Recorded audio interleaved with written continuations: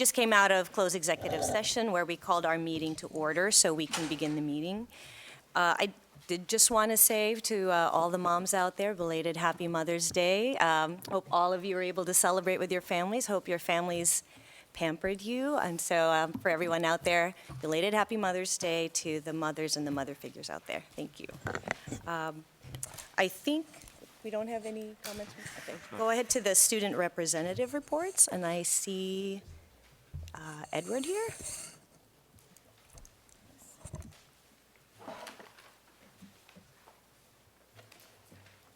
Good evening, everyone. My name is Edward Lee, and I'm one of the High School North student representatives.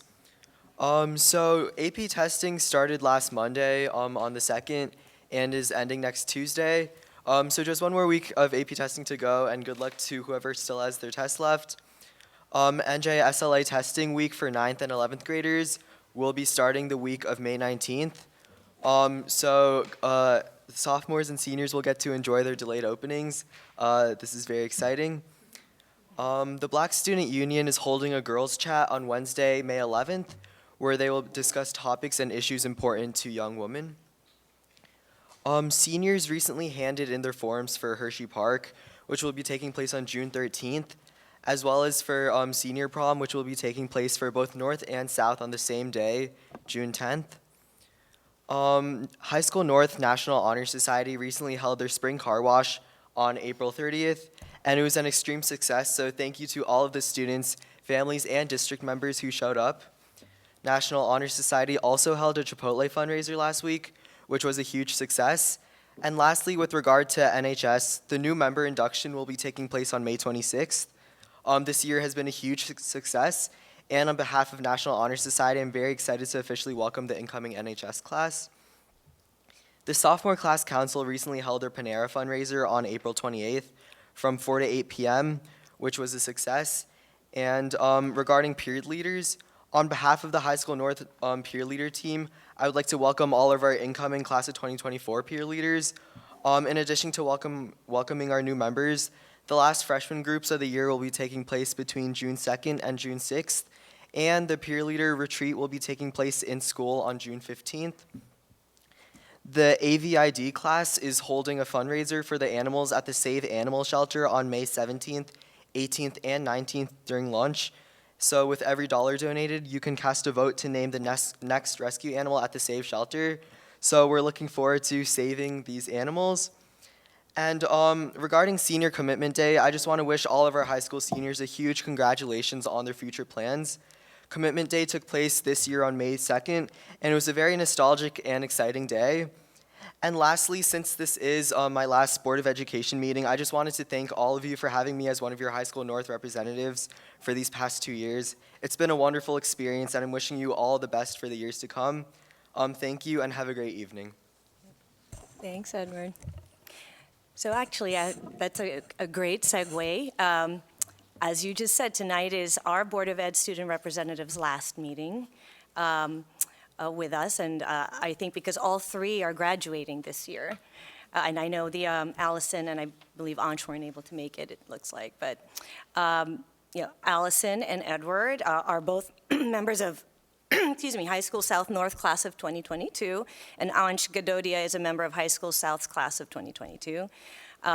Just want to say it's been such a pleasure to have had Allison and Edward here as our student reps for the past 2 years for High School North, and Ansh for the past year for High School South.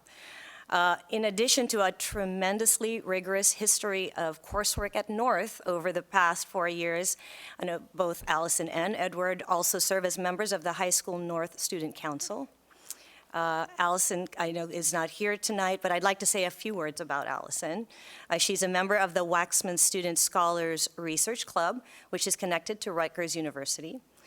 She has served as an officer for the High School North Med Forum HOSA team since her 10th grade year, and she was published in PubMed in 2020 for her analysis of duckweed DNA. Allison plans to attend Tulane University in the fall.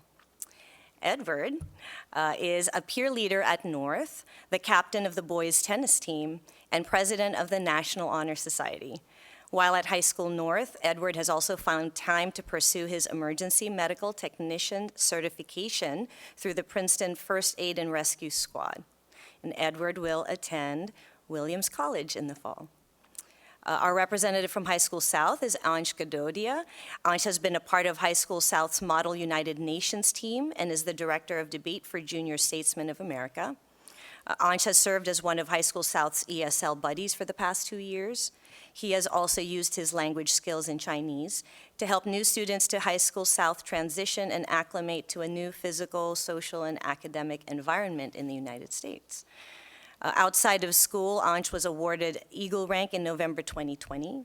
Ansh has also done work through the Columbia Science Honors Program, an internship at Fox Chase Cancer Center, and participated in the New Jersey Governor's STEM Scholars.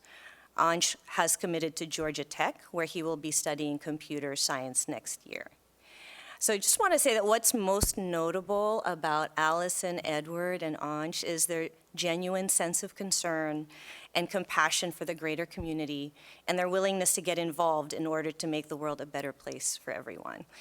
So Edward, and also to Allison and Ansh out there, on behalf of the Board of Education and the WWP community, I want to thank you for your service and commitment to your school, your peers, and your community.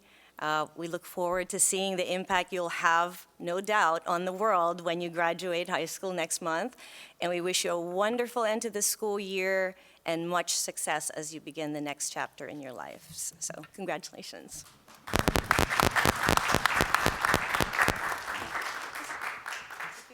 Just have something.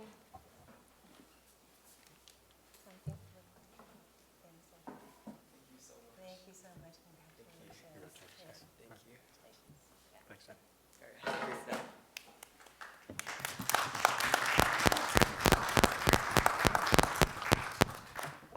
Thank you.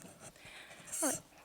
We'll now turn to a special public hearing and presentation on Policy 2361, acceptable use of computer networks, computers, and resources. I'll turn to Mr. Cave and Mr. James. Thank you, and good evening, everyone. I'm Rick Cave, the Director of Technology here at West Windsor-Plainsboro. I'm joined tonight by Peter James, who is the Assistant Director. This is very apropos that I'm going to start and then be handing it off this evening to Mr. James, as I hope we do that later this year. We're here to talk about the acceptable use policy, and this is related to, obviously, the computers. For the district, this is a policy that is required for E-rate and some other things by the state and the federal government, and it's something that governs how we manage and control the networks and make things accessible for students, and there's a lot of elements to this. One of the parts of the policy that's a real challenge is the fact that as a policy, you set it in place, and it sits and it will stay there for a year or two, or in this case, more than that. But unfortunately, it's a technology-related policy, and as many of us know, technology is not something that stays stagnant. It is constantly changing, and the policies, in turn, have a tendency to get old pretty quickly. So we're here tonight to meet one of the requirements, which is they want us to talk about the policy and just make it public so that people learn about the policy. But also, we recognize that this policy, plus there are other policies in the policy manual that talk about technology, really do need to be looked at again and get a better sense of, are they meeting kind of the requirements of technology today? So tonight, it's just an overview of this particular policy. We hope to use any feedback we get from this evening, plus other research we'll be doing moving forward to kind of take a look at the policies. We see where we can make some changes and also make them a little bit more adaptable to technology as it changes, so that the policy can kind of adapt with it. So tonight, Mr. James will be taking us through the policy and going through the different aspects of it, and then when we're done, we'll have time for some questions. Thank you, Mr. Cave. Good evening, everybody. As Mr. Cave was mentioning, this is our current policy and the way it's written out. My goal tonight is really just to give you some highlights over the different components. This goes through our purpose of acceptable use, what that really is for the district, responsibilities, and then really the rights and liabilities. So first, speaking towards the purpose, And the idea is we do want to provide access and opportunities for our students and staff to use computers, the network, the internet, to create files, and we want to do that in a responsible way. So we're going to spell out that we will be responsible to monitor those accounts, monitor the networks, make sure that we're protecting the networks for our children who use it, children who use the network, as well as protecting it from outside interests trying to get in and use it for unacceptable reasons. So the district does lay out to set up accounts for students and staff. Those accounts really are for educational purposes and work towards educational goals, curriculums that you've approved, and the goals for classroom teachers and students. Provide access to storage, a space where students can store their work, where they can submit their work from, that they create in a digital format and digital sense. At a minimum, we're going to abide by federal and state laws that regulate internet filtering and content. But in often cases, we're going beyond that to make sure that we're protecting our students, our network, providing supports to parents and administrators in the community at large. Again, always looking to take steps to prevent cybersecurity attacks or cyber attacks across our network, looking at putting in place whether it be filters or training or education about what to look for and what to do to prevent that from happening. And also just to educate our students as to what safe use of an internet or safe use of a network or appropriate use of a network is, so that they'll have an understanding that when they reach life beyond West Windsor-Plainsboro schools, that they understand how to use a network for professional and purposeful reasons. The schools have a role to play in this plan. First and foremost, they're the education body of our district, so they will educate students on what acceptable use is, on what appropriate use is, really foster the appropriate technologies that are needed in classrooms to make recommendations for what is needed to further students' educational goals, along with when things don't go that way for students to enforce the code of conduct. What we've learned in a lot of cases is that inappropriate use is inappropriate use whether there was technology involved or not. So a lot of things fall under different categories. As far as, can I get back one? I apologize, trying to get back a slide. So I skipped one from the responsibility of the district, and I will come back to those two real quick, but the responsibility of the district there, again, just filters back to employee use and staff use, again, places for storage and encouraging appropriate use and education on those policies. The user specifically is responsible for one item: protect their password and their credentials, because that's what they need to do to keep their own account and the school account safe. Beyond that, we then get into the standards of use. So standards of use start to talk about the laws that legislate use of computers, technology, networks, and also speak to the key principle that I think I keep coming back to, which is this is about furthering a student's education, furthering the education of our children, providing a platform and an environment where they can do schoolwork. So again, everything centers around users being able to do those things. System access. Computers are more than just devices, as we all know. It goes into providing a way to connect to the world. The networks go out and allow traffic in. So we have to do things that ensure safety, provide wireless access as well as connected access. One of the things we do here in West Windsor-Plainsboro is provide 2 different wireless networks. One that is a guest and kind of open use that it's a filtered internet, it's protected, but it allows for very easy use for those joining us from outside and or students to access quickly. Then there's a more secure network that provides more privileges, more rights, and that's used by staff and employees who are connected either plugged in or through the secure wireless network. And then it also speaks to the idea that the accounts created are created by the district. We will manage them. They are our accounts as a district. So while yes, our students do feel that it is theirs for use at school, managed and owned by the district. So it needs to be used for school purposes to educate and further educational uses. that's really the crux of the system access. Sorry. So we've within the policy discuss parent notification and the responsibility. This really speaks to this public hearing and really talking about the policies, collecting feedback and working with our parent community whenever issues arise and or there's questions about. Throughout over the course of years, and even this year, I worked with our West Windsor Police Department in providing, internet on student safety and information on student safety on the internet and using the internet in appropriate ways. We often talk with parents about, yes, when the Chromebook comes home and it is on your network, please manage it as if it were your device. We promise you can do that. If it needs to be turned off and taken away, you can do that. If it needs to be turned on and access provided, please do that. When it comes back on our network, we'll manage again the accounts and the device and make sure that it's cared for in that way. Finally, we get into liability and due process. This really speaks towards the legal aspects of our policy. Again, when a student or staff member brings a personal device onto the school network, yes, we will provide access to the internet as I described before through the open Wi-Fi. It is filtered. It is a monitored network, but it is access to the internet.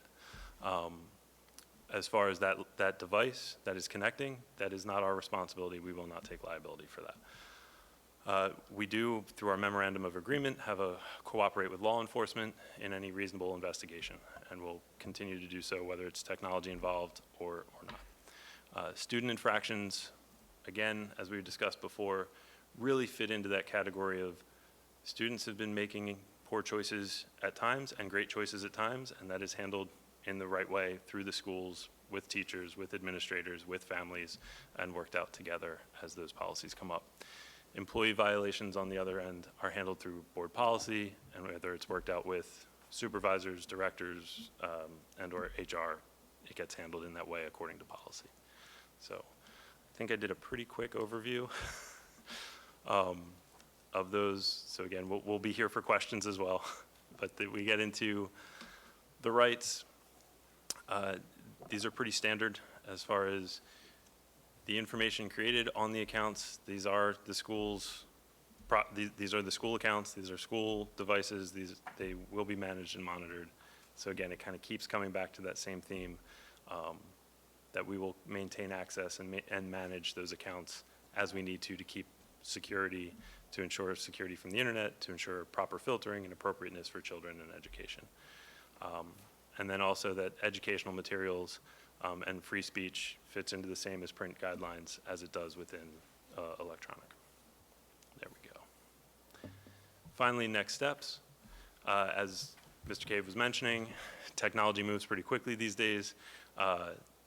Once you write it down on paper, it's pretty much antiquated. So likely, based on the feedback we get from this evening's presentation, along with work that we do over the course of the next year, we'll be reviewing and refining this policy even further. So, thank you.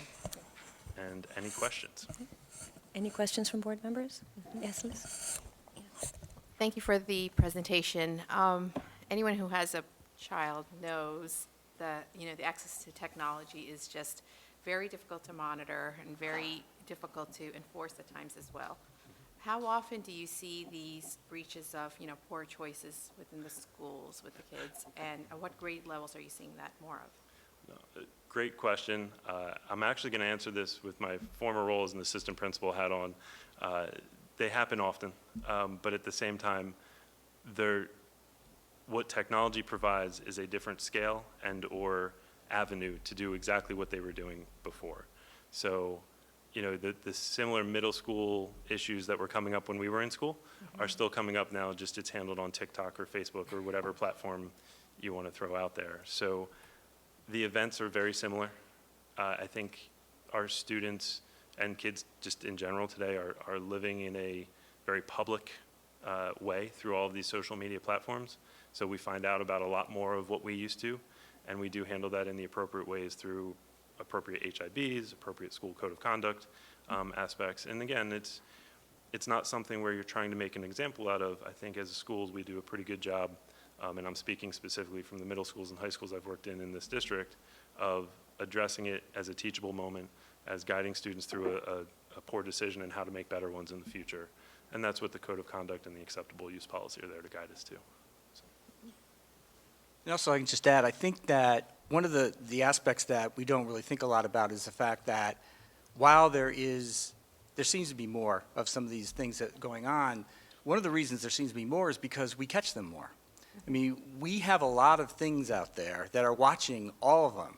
And so we do find a lot of stuff that in the past we never would have seen, because it would have been written on a desk, it would have been a note passed, it would have been something done that was not as, or in an electronic form that we have the ability to monitor and see what's going on.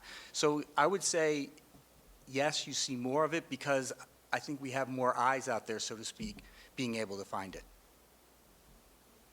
Thank you. Any other questions? Yeah, Dana? Okay, along the lines of, I don't know, tracking or seeing what students are doing, I had a question. If a student is using a personal device, but they're accessing their Google Classroom account from the personal device, can you see what else they're doing on their devices that aren't our district Chromebooks? So there's yes and no. So can I see what they're doing on their device? No. When they're logged into Google and their school Google account in a Chrome browser, there's a history and it's being captured by our vault. Their emails are being screened. Those are school accounts. They're being monitored by our network processes and protocols. So whatever they are doing within search histories and things within their Google browser when logged in as a student, just like if they were at work at a job and they were logged into their work account, it would be seen. It's not something we go looking for. You know, we're not out to play gotcha or, hey, look what you were up to. But if you're up to something that is caught by any of our monitoring systems or becomes an issue within the lunchroom and now it's reported to a teacher or an administrator, we do follow up and look into it and would address it in that way. Regardless of what device it is, when it's connected to a school account, it falls under this policy. One other question. I can't remember,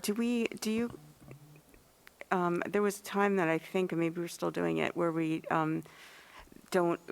there's certain hours that you can't go onto your devices? There are, and it depends by On grade the band age, yeah. as to what those hours are. I can let Rick speak more to the specifics on it, but yes, we do have shut-off times for the various grade levels, really to encourage. So, and that's just on the Google accounts, not... Correct.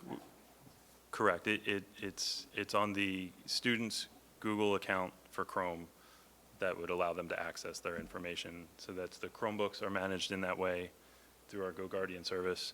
And then do the Google accounts actually lock out? I know they don't for high school, but they do for the K-8s. Yeah, the council K-8 will lock out at night. High school, they do not. And this is probably one of the challenges that we face is that, you know, to your original point of just the idea of personal use versus school use. You know, if it's a school device, we have all access. We see everything because they can only log in as using their school credentials into a school device. If they're using their own personal cell phone or personal device and they log in using district accounts, we have access, as Mr. James said, to all that related to those accounts. If they're using their own device, logging into their own personal Gmail account, we have no idea what they're doing. You know, so there's kind of levels of this. So we cannot go that way. You know, we can't go there into going into personal. But with anything that's related to school, we do have full ability to monitor. Any other questions? Actually, I do have a question. You'd mentioned educating students on safe practices. I was wondering if you could just talk a little bit about what you do or what's done there, like in what grades those are done? Because I would think that younger grades might be getting different education than older grades. And also if that just covers our devices or just in general guidelines for use of technology. I mean, it's done in varying ways because we have computer classes in the younger age, so it's certainly done there. I know that there's also some done through the guidance department in terms of HIB-related and bullying-related and those kinds of activities. Formally, it's mostly in the elementary school. After that, it becomes more of, those other kind of related things being in, especially in the guidance, but also in social studies or English classes, depending on the papers that they're doing, those topics come up and they become a point, that are discussed. So it's, the foundational stuff is happening early on. And similarly, as you get older, the acceptable use, the appropriate use is more tied to what you're actually using it for. And so it gets taught through, how to do proper research and how to vet an article that you're reading, and, working on things of that nature that would tie into more appropriate uses and what it's there for. Thank you. Yes? Just because I think to frame this, it's not quite the acceptable use policy, but as a goal, our idea is that we want our kids to learn how to act safely and responsibly online. So in our mind, we kind of have these divisions, like K-3 is a very different world than 4 or 5, which is very different than middle school, which is very different in high school. The idea is that when they first go online in K-3, they are very restricted. There is not a whole heck of a lot that they can do, but that's done on purpose, because we want it to be a safe place for them to go when they don't really know what they're doing. But as they mature, as they learn more, they are given more freedoms. So that's kind of the frame that we're going with these policies to control it. But the idea is, how do we get them to understand how to act safely and responsibly in that online world?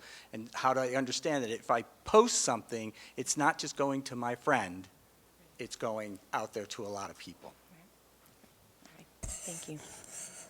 Any other board questions?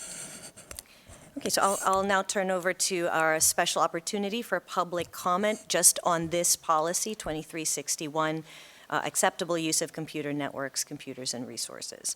So the board invites thoughts and reactions on policy 2361 from members of our community who are present. Each participant is asked to give his or her name and address prior to making a statement, which will be limited to 3 minutes in accordance with Board Policy 0167. All statements shall be directed to the presiding officer. This public comment period shall be limited to 15 minutes. Hi, everybody, and happy belated Mother's Day, too. I just wanted to say, have a great retirement to Mr. Cave. We go way back years ago when I was on the board, so I hope he has a very happy and healthy retirement. So enjoy it, well-deserved. On the liability and due process section, it says the district will cooperate fully with local, state, and federal officials in any reasonable investigation. So I didn't know how you define reasonable and who decides what is reasonable. And I'm just speaking as an individual citizen. Thank you. Thank you. Any other comments? President, do you want me to respond to the question? Sure. Sure. No, there are no other comments. Oh, there's no other comments. I'm sorry. Yes. Oh, okay. No, yes, Keep okay. going. That's why I was. Yes, no, sure. Yeah, we'll close the public comment portion for policy 2361, and please. So the memorandum of agreement that was referenced during the presentation is a uniform memorandum of agreement that the New Jersey Attorney General's office puts out, and it delineates within it what is reasonable suspicion, what is probable cause.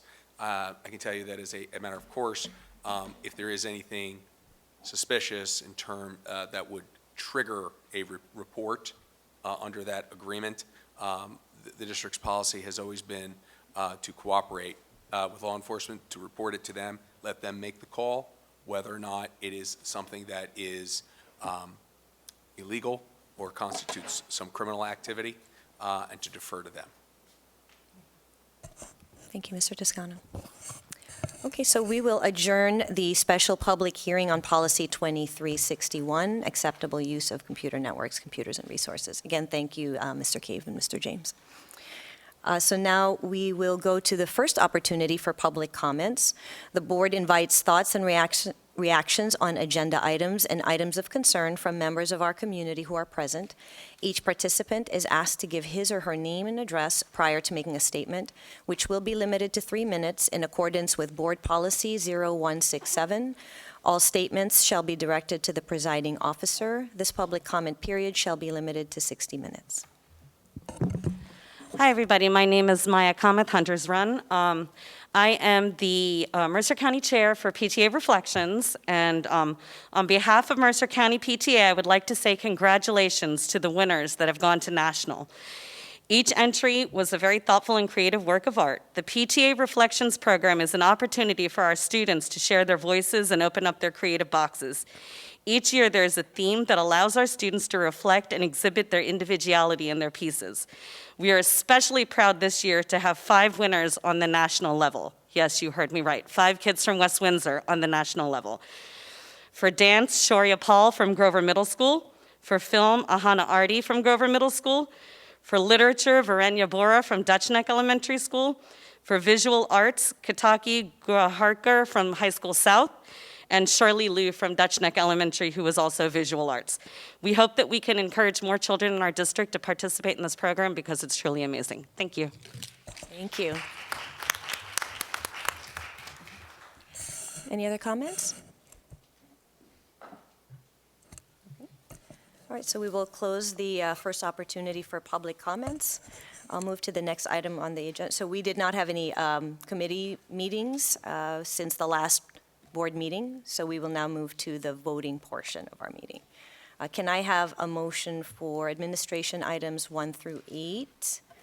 Dana and Liz, any questions or comments? Okay, Chris? Okay, can we start with Ms. Bonsall? Yes. Ms. Cheniera? Yes. Ms. Ho? Yes. Ms. Krug? Yes. Ms. Maliga? Yes. Ms. Shetty? Yes. Ms. Zovich? Yes. Ms. McEwen? Yes to all, but abstaining to number 5. Okay.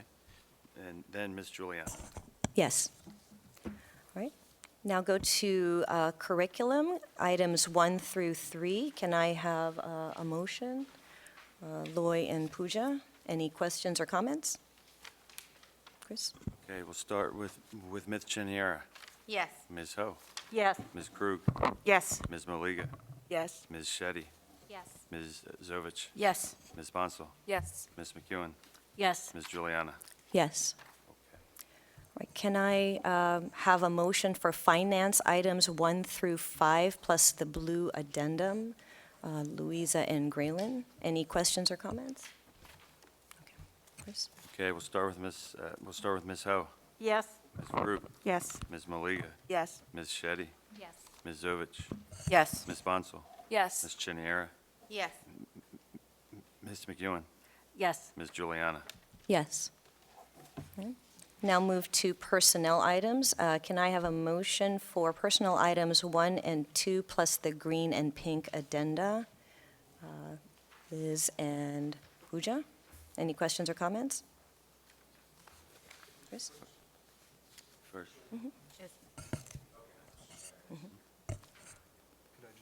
Oh, sure.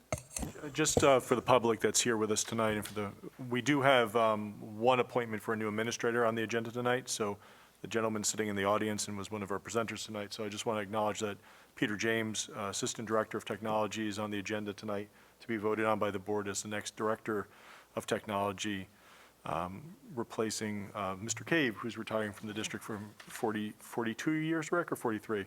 43 years of service to the community. So thank you to Mr. Cave.